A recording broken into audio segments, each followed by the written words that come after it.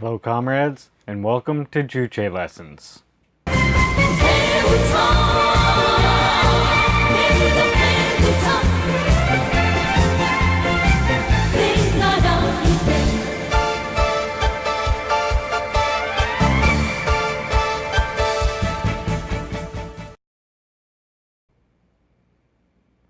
In this episode, we will be discussing the attribute consciousness in more depth.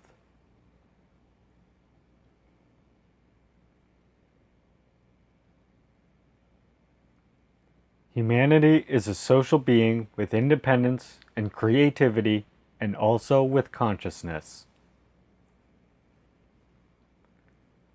General Secretary Kim Jong-il once said, quote, "Consciousness is an attribute of humanity, the social being, which determines all their endeavors to understand and reshape the world and themselves."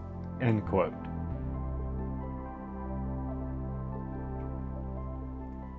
Humanity's activity to understand the world and ourselves is the cognitive activity, and our activity to reshape the world is the practical activity. And consciousness is an attribute to determine humanity's cognitive and practical activity.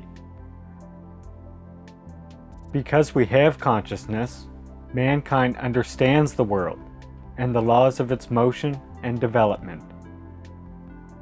Thus we reshape nature and society as we desire. No other living matters control their activities consciously. They only move by their instinctive demand and do not control their instinct itself. Animals do not have consciousness. Therefore, animals do not cognize and generalize to understand the laws of nature and motion, and so cannot reshape the world purposefully and consciously.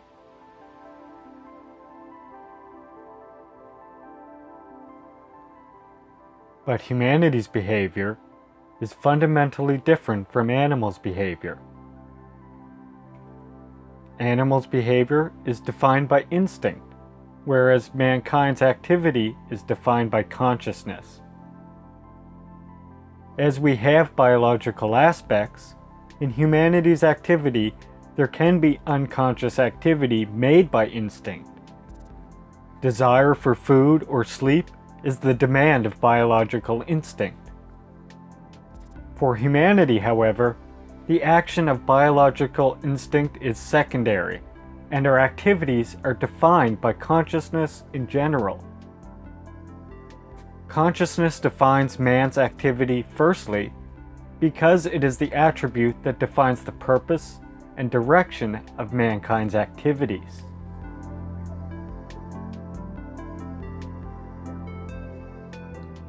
Animals are not aware of their demand, and accordingly cannot act intentionally. They escape from unfavorable circumstances, looking for favorable conditions to survive. These behaviors are made not consciously after being made aware of their demand, but made unconsciously and spontaneously by instinct.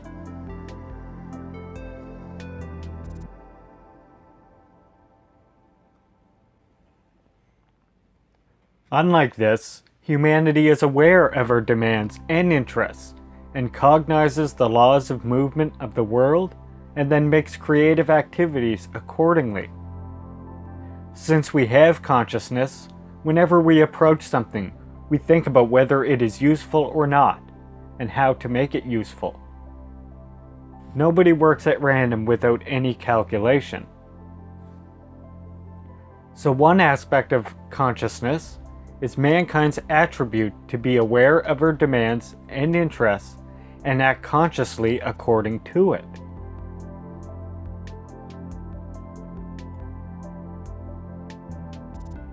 Secondly, consciousness is the attribute to define the will and power displayed in the activities to cognize and transform the world and ourselves. Will and power are the main factors that decide the success of cognition and transformation.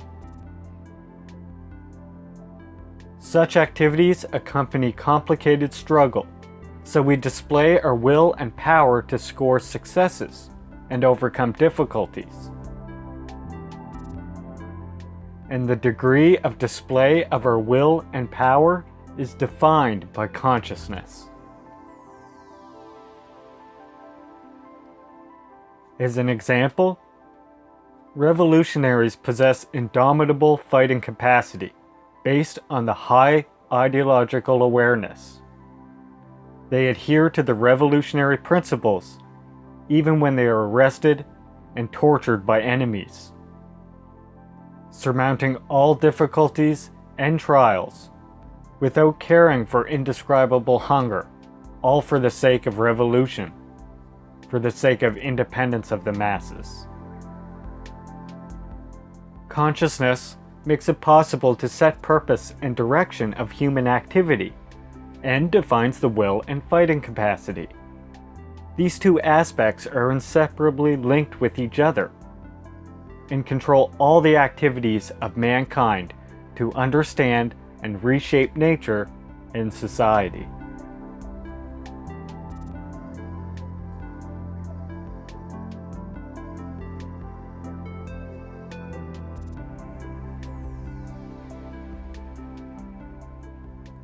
Consciousness is a high-class function of the developed brain in the physical organism of humans. The brain plays the pivotal role in humanity's life activity, and consciousness, function of the brain, commands life activity of humans. Since humans have consciousness, we conduct activity purposefully and consciously with a certain desire, and we can understand the essence of the world, its laws, and reshape and develop it as we desire.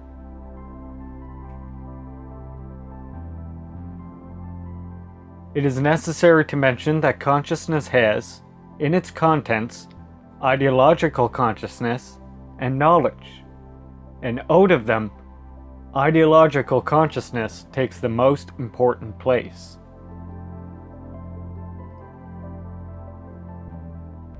Ideological consciousness is the consciousness that reflects the demand and interests of mankind. Since different classes exist in the class society, class character is defined according to which classes demand and interest the ideological consciousness of the state, and thus society reflects. Ideological consciousness assumes class character, and there cannot be superclass ideology, that is, ideology standing above and transcending class in the class society. Ideological consciousness that reflects the demands and interests of the progressive classes, such as the working masses, is the progressive ideological consciousness. And the ideological consciousness that reflects the demand and interests of the reactionary exploiting class and ruling class is reactionary ideological consciousness.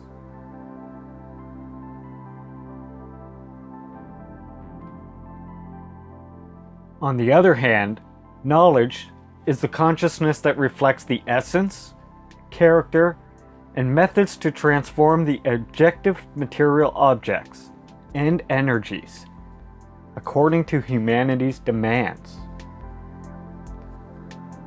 Knowledge that correctly reflects is scientific knowledge and truth, and knowledge that wrongly reflects is unscientific knowledge and false. Scientific knowledge makes humanity seek rational methods to transform the world according to the characteristics of the material world.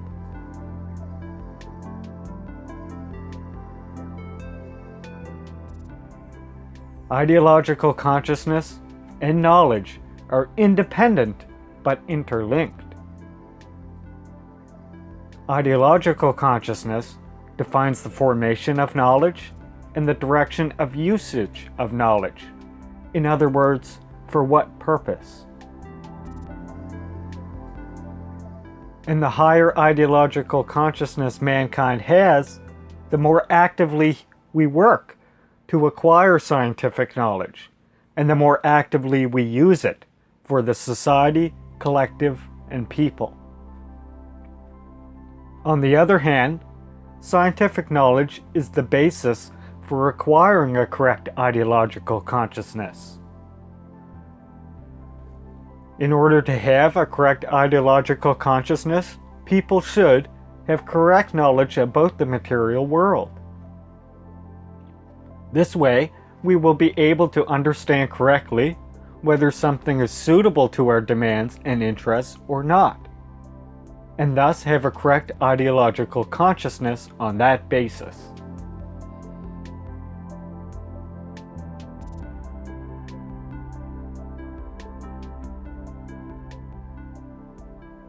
It is likely that almost everyone knows that some people devote themselves for the good of the country and people, society, and the collective, and become heroes to the people. But others do harmful work for society and the collective by pursuing only their comfortable life, hoarded wealth, and material abundance, and become traitors and reactionaries. This is because they have different ideologies, not different knowledge.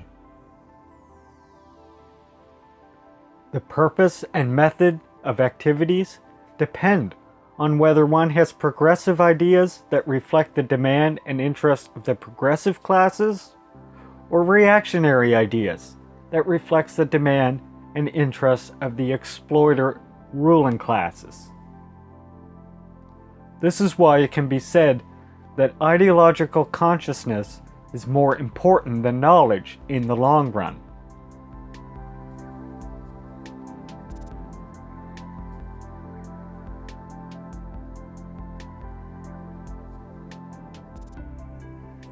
To summarize, as a high-level function of our highly developed brain, consciousness includes ideological consciousness and knowledge as the main contents. So consciousness enables man to act purposefully and consciously, and thus to be a social being with consciousness.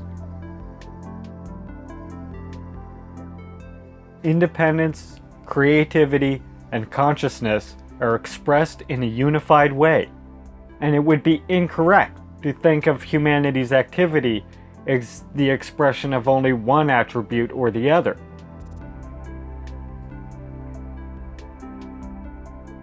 Humanity's activity is the expression of independence, creativity, and consciousness. And these three characteristics of mankind, the social being, are always expressed in a unified way because they are interlinked.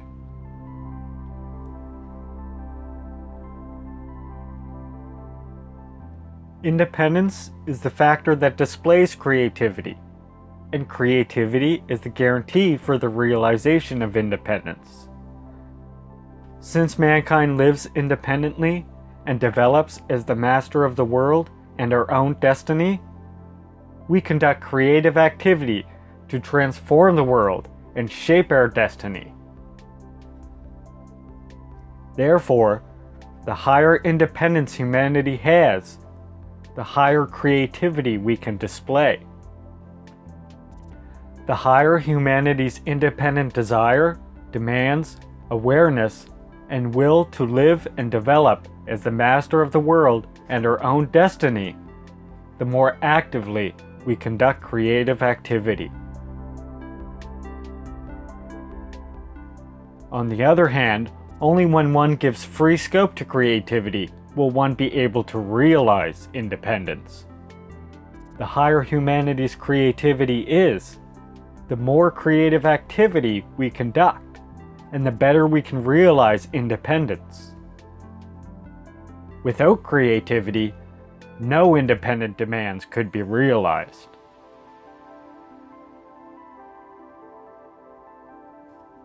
Consciousness is the premise of and guarantee for independence and creativity.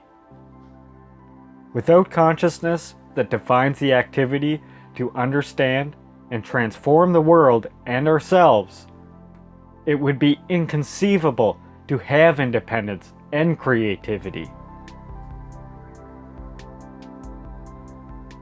Humanity can have independent demands and conduct creative activity to realize it because we have consciousness. The higher consciousness humanity has, the better we conduct creative activity to have a deep understanding of the world and our destiny. The level of consciousness decides the level of independence and creativity, and the level of displaying them.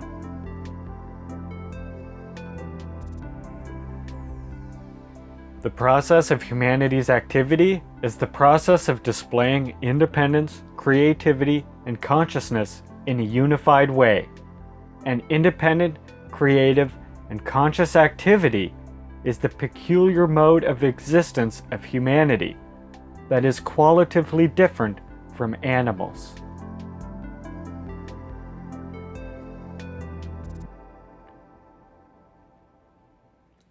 That's all for this episode, comrades. Check out our Facebook and Twitter pages for more Juche and DPRK content, which I will leave links to in the description of this video. If you enjoyed what you saw, please remember to like, subscribe, and share so we can raise the revolutionary consciousness of the masses. And because I run solely on your encouragement and motivation. Red salute, Juche comrades.